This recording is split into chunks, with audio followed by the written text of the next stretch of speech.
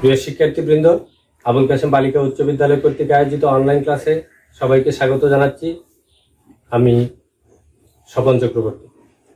আশা করি সবাই ভালো আছো, বাড়িতে আছো এবং নিরাপদে আছো। প্রিয় শিক্ষার্থীবৃন্দ, আজ আমরা আলোচনা করব সপ্তম শ্রেণীর ইংরেজি দ্বিতীয় পত্রের টেন্স সম্পর্কে। অর্থাৎ আমাদের আজকের আলোচনার বিষয় হচ্ছে টেন্স। প্রিয় শিক্ষার্থী, চলো প্রথমে আমরা টেন্সের উৎপত্তি এবং প্রয়োজনীয়তা সম্পর্কে জেনে নিই।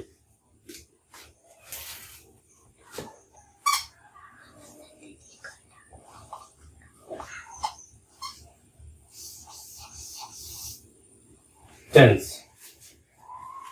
প্রিয় শিক্ষার্থী বৃন্দ, ল্যাটিন শব্দ টেম্পাস থেকে টেন্স শব্দের উৎপত্তি। টেম্পাস শব্দের অর্থ হচ্ছে সময়, অতএব টেন্স শব্দের অর্থ হচ্ছে সময়। আর আমাদের সঠিকভাবে ইংরেজি শেখার এবং জানার জন্য প্রথম এবং প্রধান শর্ত হচ্ছে টেন্স। টেন্স সম্পর্কে অবশ্যই আমাদেরকে সঠিক এবং সুস্পষ্ট জ্ঞান অর্জন করতে হবে। আর এজন্যই টেন্সকে ইংরেজি ভাষা প্রাণ বলা যায়। চলো এবার আমরা টেন্স কাকে বলে জেনে নিই।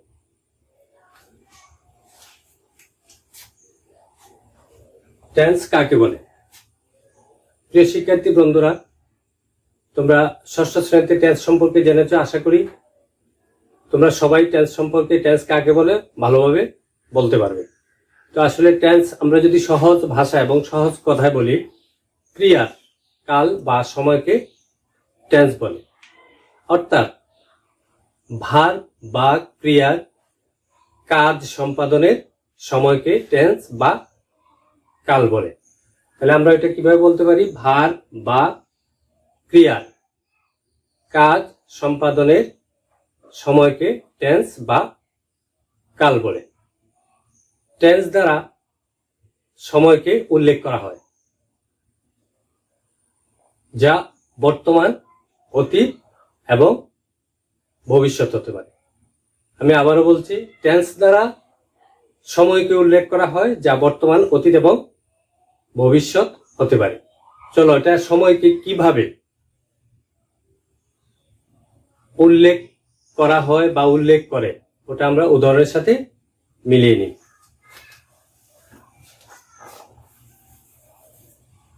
নাম্বার 1,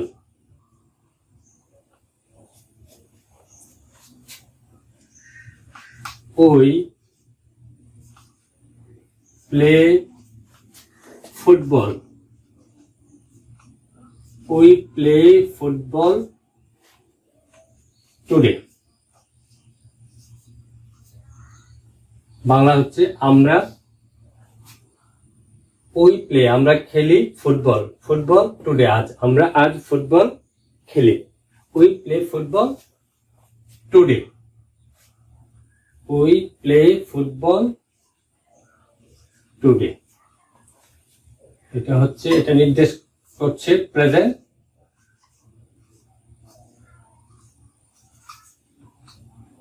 প্রেজেন্ট বা বর্তমান সময়কে নির্দেশ করছে।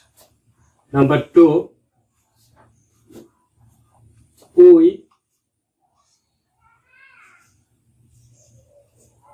we played football. We played football yesterday. We played football yesterday. অর্থাৎ আমরা গতকাল ফুটবল খেলেছিলাম, যা পাস্ট টেন্সকে নির্দেশ করছে। নাম্বার 3,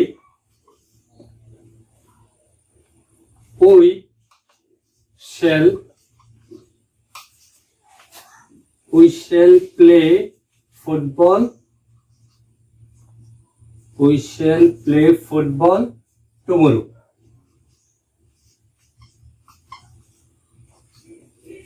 আমরা আগামীকাল ফুটবল খেলবো। আমরা আগামীকাল ফুটবল খেলবো, যা নির্দেশ করছে ফিউচার, ভবিষ্যৎ সময়কে। ফিউচার।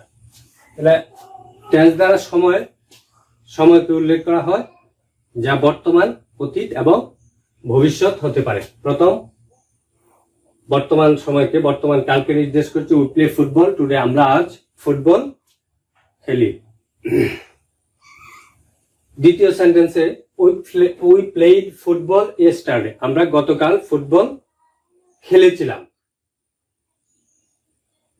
পাস্ট অতীত সময়কে নির্দেশ করছে।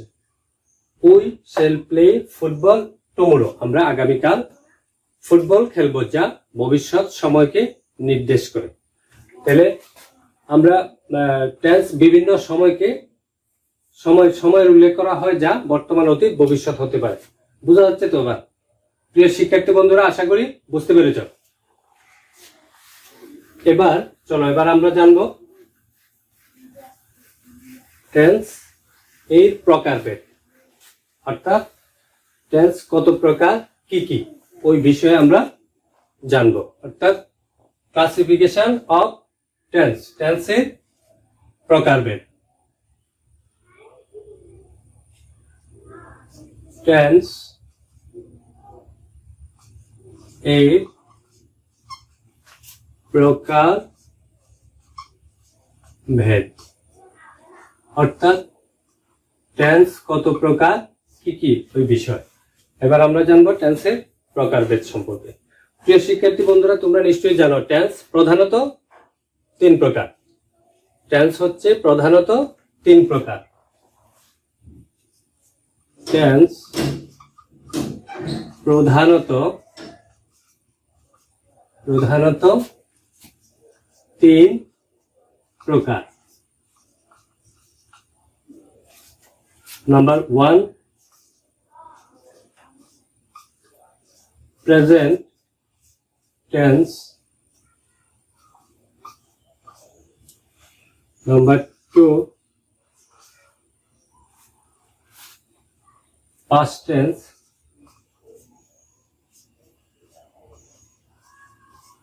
Number 3, future tense. Future tense. প্রিয় শিক্ষার্থী বন্ধুরা, টেন্স প্রধানত তিন প্রকার: প্রেজেন্ট টেন্স, পাস্ট টেন্স এবং ফিউচার টেন্স। প্রেজেন্ট টেন্স হচ্ছে বর্তমান কাল, পাস্ট টেন্স হচ্ছে অতীতকাল,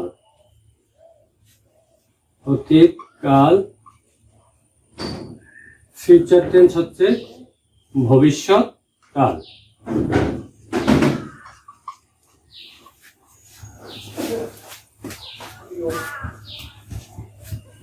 টেন্স প্রধানত তিন প্রকার: present tense, past tense, future tense. চলো এবার আমরা টেন্সের সংজ্ঞা, তিন প্রকার টেন্সের সংজ্ঞা এবং উদাহরণ জেনে নিই। প্রেজেন্ট টেন্স কাকে বলে? প্রথমেই আমরা জানবো প্রেজেন্ট টেন্স কাকে বলে। ভার্বের যে কাজ বর্তমান সময়কে নির্দেশ করে তাকে প্রেজেন্ট টেন্স বলা হয়। আমরা উদাহরণ লিখতে পারি, এক্সাম্পল লিখতে পারি। উদাহরণ: ভার্বের প্রেজেন্ট টেন্স, ভার্বের যে কাজ বর্তমান সময়কে নির্দেশ করে তাকে প্রেজেন্ট টেন্স বলে। উদাহরণ হিসেবে আমি বলতে পারি আই গো টু স্কুল, অর্থাৎ আমি বিদ্যালয়ে যাই, যেটা বর্তমানে, যা বর্তমান সময়কে নির্দেশ করছে, পাস্ট টেন্স। ভার্বের যে কাজ অতীত সময়কে নির্দেশ করে তাকে পাস্ট টেন্স বলা হয়। আমি এক্সাম্পল হিসেবে বলতে পারি I went to school. আমি বিদ্যালয়ে গিয়েছিলাম, যা অতীত সময়কে বা পাস্ট টেন্সকে নির্দেশ করছে। ফিউচার টেন্স: ভার্বের যে কাজ, ভার্বের যে কাজ অতীত সময়কে নির্দেশ করে তাকে ফিউচার টেন্স হচ্ছে ভবিষ্যৎকাল। ভার্বের যে কাজ ভবিষ্যৎ সময়কে নির্দেশ করে তাকে ফিউচার টেন্স বলে। উদাহরণ হিসেবে বলতে পারি I shall go to school. I shall go to school. আমি বিদ্যালয়ে যাব, যা ভবিষ্যৎ সময়কে নির্দেশ করছে। প্রিয় শিক্ষার্থী বন্ধুরা, টেন্স প্রধানত 3 প্রকার। আবার প্রত্যেক টেন্সকে আবার 4 ভাগে ভাগ করা হয়। যেমন প্রেজেন্ট টেন্সকে 4 ভাগে ভাগ করা হয়, পাস্ট টেন্সকে 4 ভাগে ভাগ করা হয় এবং ফিউচার টেন্সকে 4 ভাগে ভাগ করা হয়। চলো এবার আমরা প্রেজেন্ট টেন্সের প্রকারভেদ সম্পর্কে জানবো।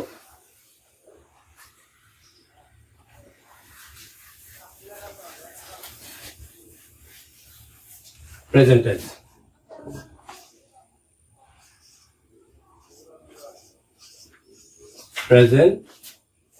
টেন্স। আমরা এবার জানবো প্রেজেন্ট টেন্সের প্রকারভেদ সম্পর্কে। প্রত্যেক প্রকার টেন্সকে যদি 4 ভাগে ভাগ করা হয়, তার মধ্যে প্রেজেন্ট টেন্সকেও 4 ভাগে ভাগ করা হয়, পাস্ট টেন্সকেও 4 ভাগে ভাগ করা হয়, ফিউচার টেন্সকেও 4 ভাগে ভাগ করা হয়। তো প্রেজেন্ট টেন্সের present, number 1 present indefinite. Present indefinite tense. Number 2 present continuous present continuous tense. Present indefinite tense, present continuous tense. Number 3 present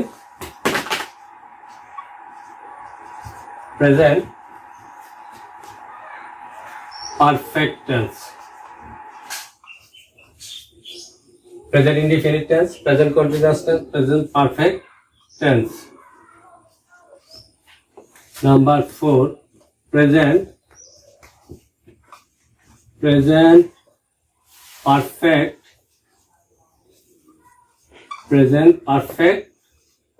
continuous present perfect continuous tense. Tense কত প্রকার? 4 প্রকার। Present indefinite tense, present continuous tense, present perfect tense, present perfect continuous tense. চলো এবার আমরা present indefinite tense সম্পর্কে জেনে নিই। Present indefinite tense আমরা কিভাবে, কোন কোন বৈশিষ্ট্যের ভিত্তিতে আমি বলতে পারবো বা আমি সেন্টেন্স গঠন করতে পারবো প্রেজেন্ট ইনডিফিনিট টেন্সের ভিত্তিতে, বা আমি কিভাবে চিনবো এটা হচ্ছে present indefinite tense. Present indefinite tense, প্রথমে আমাদের যে বিষয়টা জানা দরকার, প্রেজেন্ট ইনডিফিনিট টেন্স কাকে বলে বা কি হলে আমি বুঝবো যে এটা প্রেজেন্ট ইনডিফিনিট টেন্স, অর্থাৎ প্রেজেন্ট ইনডিফিনিট টেন্স কাকে বলে। তো প্রেজেন্ট ইনডিফিনিট টেন্সের সঙ্গে আমরা বলতে পারি বর্তমানে কোনো কাজ, বর্তমান কালে বা বর্তমান সময়ে বা বর্তমানে, যাই বলি আমরা, বর্তমান সময়ে বা বর্তমান কালে কোনো কাজ হয় বা হয়ে থাকে, এরূপ বোঝালে ভার্বে প্রেজেন্ট ইনডিফিনিট টেন্স হয়। অর্থাৎ বর্তমান কালে কোনো কাজ হয় বা হয়ে থাকে এরূপ বোঝালে ভার্বে প্রেজেন্ট ইনডিফিনিট টেন্স হয়। তাছাড়া অভ্যাস, চিরন্তন সত্য এবং নিকট ভবিষ্যৎ বোঝাতেও প্রেজেন্ট ইনডিফিনিট টেন্স ব্যবহৃত হয়। তাহলে আমরা জানলাম কি প্রেজেন্ট ইনডিফিনিট টেন্সের সংজ্ঞা এবং আর কোন কোন বৈশিষ্ট্যের ভিত্তিতে আমরা চিনবো যেটা প্রেজেন্ট ইনডিফিনিট টেন্স। যদি অভ্যাস, চিরন্তন সত্য এবং নিকট ভবিষ্যৎ হয় সেটাও হবে প্রেজেন্ট ইনডিফিনিট টেন্স। তো প্রেজেন্ট ইনডিফিনিট টেন্স চেনার উপায়, বাংলা ক্রিয়াপদের সাথে এমন কিছু শব্দ যুক্ত থাকবে যার ভিত্তিতে আমরা বলতে পারবো যেটা হচ্ছে প্রেজেন্ট ইনডিফিনিট টেন্স। আমরা কিভাবে চিনবো প্রেজেন্ট ইনডিফিনিট টেন্স? চেনার উপায়, বাংলা ক্রিয়ার শেষে ক্রিয়ার শেষে, বাংলা ক্রিয়ার শেষে এ, ই, আ, ও ইত্যাদি যুক্ত থাকে, ইত্যাদি শব্দ যুক্ত থাকে আর কি। ও শব্দ যুক্ত থাকে বাংলা ক্রিয়ার শেষে। প্রেজেন্ট ইনডিফিনিট টেন্স চেনার উপায়, তাহলে সংজ্ঞা, চেনার উপায়। এবার দেখবো আমরা স্ট্রাকচার অর্থাৎ গঠন প্রণালী। প্রেজেন্ট ইনডিফিনিট টেন্সের গঠন প্রণালী কিভাবে গঠন করতে হয়। গঠন প্রণালী হচ্ছে প্রথমে থাকবে সাবজেক্ট।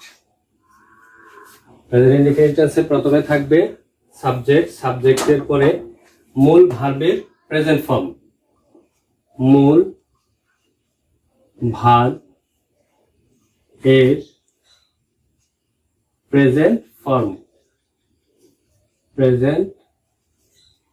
মূল ভার্বের present form plus object,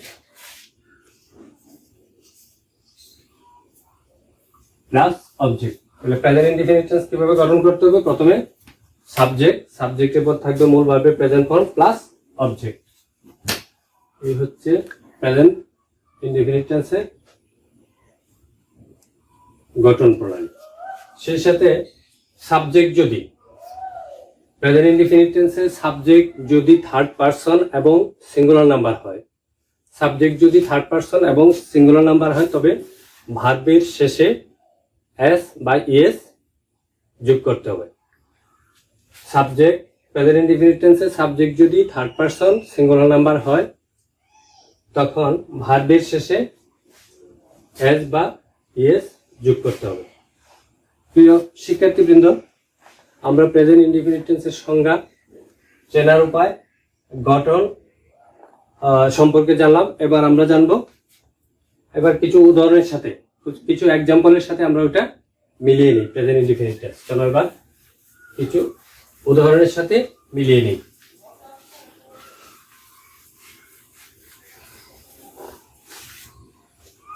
number 1,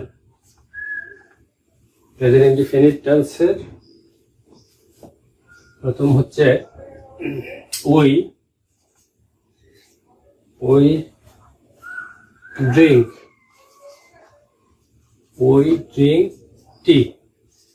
প্রথম উদাহরণ হচ্ছে উই ড্রিঙ্ক, অর্থাৎ আমরা চা পান করি। উই ড্রিঙ্ক হচ্ছে আমরা চা পান করি। এখানে উই হচ্ছে সাবজেক্ট, ড্রিঙ্ক হচ্ছে ভার্ব, টি হচ্ছে অবজেক্ট। আমরা গঠনের মধ্যে কি পড়েছি? প্রেজেন্ট ইনডিফিনিট টেন্সের স্ট্রাকচার বা গঠন প্রণালীতে প্রথমে সাবজেক্ট, সাবজেক্টের পরে মূল ভার্বের present form plus object. Subject, মূল ভার্বের প্রেজেন্ট ফর্ম, ড্রিঙ্ক, টি হচ্ছে অবজেক্ট। নাম্বার 2,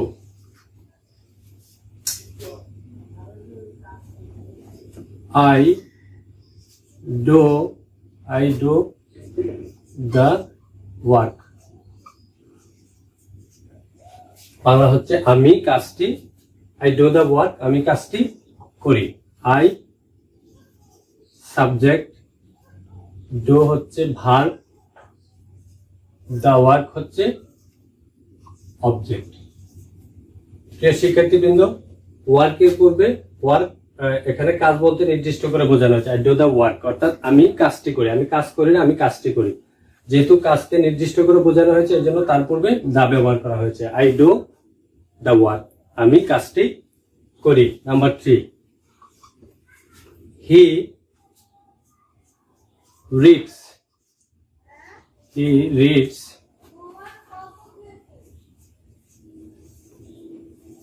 রিডস বুক, সে বই পড়ে। হি হচ্ছে সাবজেক্ট এবং হি থার্ড পারসন এবং সিঙ্গুলার নাম্বার। আমরা পড়েছিলাম সাবজেক্ট প্রেজেন্ট ইনডিফিনিট টেন্সের সাবজেক্ট যদি থার্ড পারসন সিঙ্গুলার নাম্বার হয় তখন ভার্বের শেষে এস বা ইএস যোগ করতে হয়।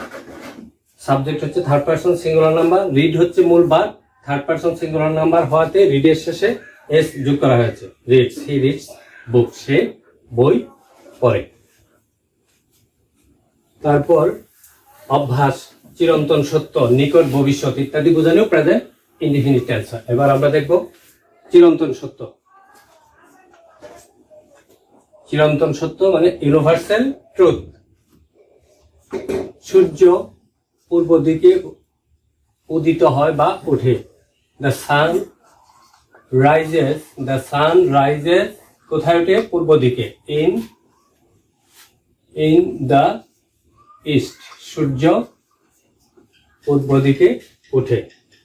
চিরন্তন সত্য। নাম্বার 2, অভ্যাস। Karim does not sleep. Karim does not sleep. Karim ঘুমায় না বাই ডে, দিনে।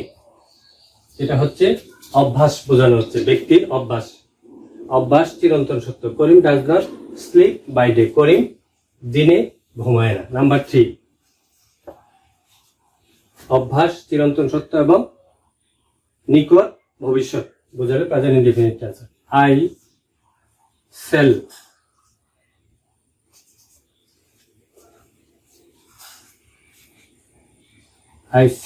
The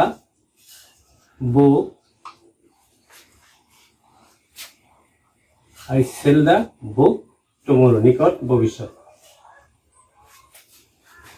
I sell the book. I sell the book tomorrow. আমি আগামীকাল বইটি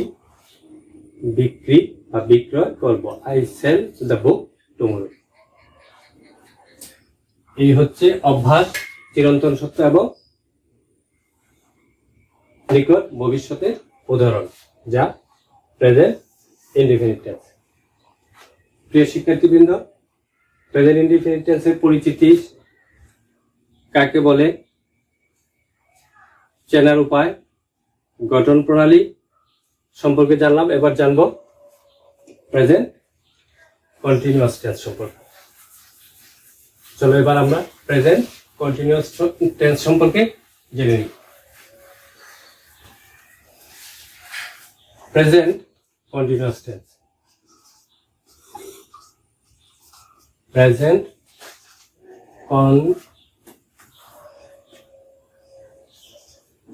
and continuous present continuous tense. Present continuous tense. প্রথমে যে বিষয়টা আমাদের জানা দরকার, কাকে বলে প্রেজেন্ট কন্টিনিউয়াস টেন্স কাকে বলে? বর্তমান সময়ে কোনো কাজ হচ্ছে বা চলছে। বর্তমান সময়ে কোনো কাজ হচ্ছে বা চলছে এরূপ বোঝালে ভার্বের প্রেজেন্ট কন্টিনিউয়াস টেন্স হয়। চেনার উপায়, প্রেজেন্ট ইনডিফিনিট টেন্স প্রথমে দেখলাম আমরা সংজ্ঞা। বর্তমান সময়ে কোনো কাজ হচ্ছে বা চলছে এরূপ বোঝালে ভার্বের প্রেজেন্ট কন্টিনিউয়াস টেন্স। চেনার উপায়, আমরা কিভাবে চিনবো যে এটা প্রেজেন্ট কন্টিনিউয়াস টেন্স? চেনার উপায়, বাংলা ক্রিয়ার শেষে এমন কিছু শব্দ যুক্ত থাকবে, যাতে আমরা বুঝতে পারবো এটা হচ্ছে প্রেজেন্ট কন্টিনিউয়াস টেন্স। বাংলা ক্রিয়ার শেষে তেসো, তেসে, তেসেন, তেসি ইত্যাদি শব্দ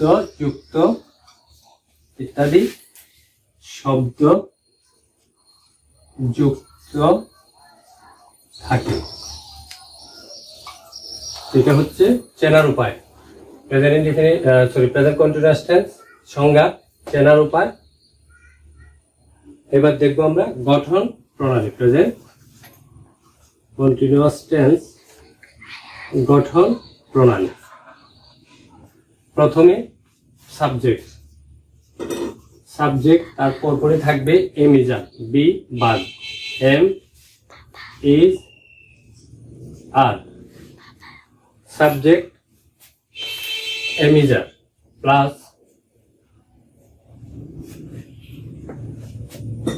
প্রথমে সাবজেক্ট, তারপর এম ইজ আর প্লাস মূল ভার এর সাথে আইএনজি যুক্ত করতে হবে, মূল ভার্বের সাথে আইএনজি যোগ করতে হবে প্লাস অবজেক্ট। এই হচ্ছে প্রেজেন্ট কন্টিনিউয়াস টেন্স এর গঠন প্রণালী। প্রথমে সাবজেক্টের পরপরই বসবে এম ইজ আর, তারপর মূল ভার্বের সাথে আইএনজি প্লাস অবজেক্ট। এটা হচ্ছে প্রেজেন্ট কন্টিনিউয়াস টেন্সের গঠন প্রণালী। প্রিয় শিক্ষার্থীবৃন্দ, এবার আমরা প্রেজেন্ট কন্টিনিউয়াস টেন্স সংজ্ঞা, চেনার উপায় এবং গঠন প্রণালী, এই বিষয়গুলি আমরা চলো এবার উদাহরণের সাথে মিলিয়ে নিই। হ্যাঁ, number 1, I am doing the work, অর্থাৎ আমি কাজটি করছি। I am doing the work, আমি কাজটি করছি।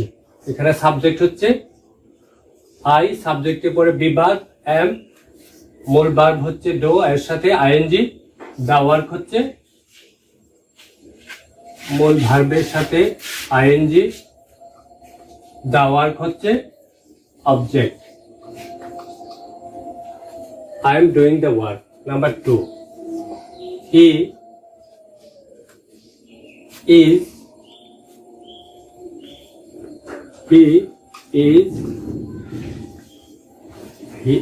reading book, সে বই পড়ছে। এখানে হি হচ্ছে সাবজেক্ট, বিভাগ ইজ, রিড হচ্ছে মূল ভার্বের সাথে আইএনজি,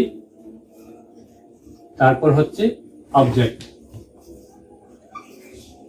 আই, একটা বিষয় অবশ্যই তোমাদেরকে মনে রাখতে হবে, আই এর পরে সবসময় প্রেজেন্ট কন্টিনিউয়াস টেন্সে এম ব্যবহৃত হবে।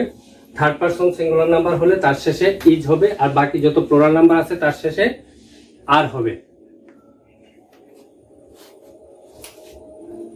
নাম্বার 3,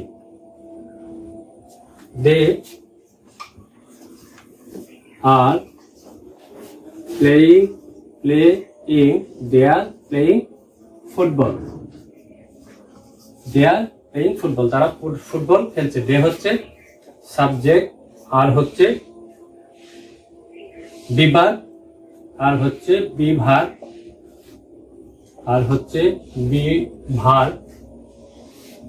আর প্লেইং হচ্ছে মূল ভার্ব, এর সাথে আইএনজি, মূল ভার্ব আইএনজি যোগ করা হয়েছে, ফুটবল হচ্ছে অবজেক্ট। প্রিয় শিক্ষার্থীবৃন্দ, আশা করি প্রেজেন্ট ইনডিফিনিট টেন্স এবং প্রেজেন্ট কন্টিনিউয়াস টেন্স এর পরিচিতি তোমরা বুঝতে পেরেছো। প্রিয় শিক্ষার্থীবৃন্দ, আগামী ক্লাসে আবারও দেখা হবে, এই প্রত্যাশা রেখে আজকের মতো এখানেই শেষ করছি। ধন্যবাদ সবাইকে।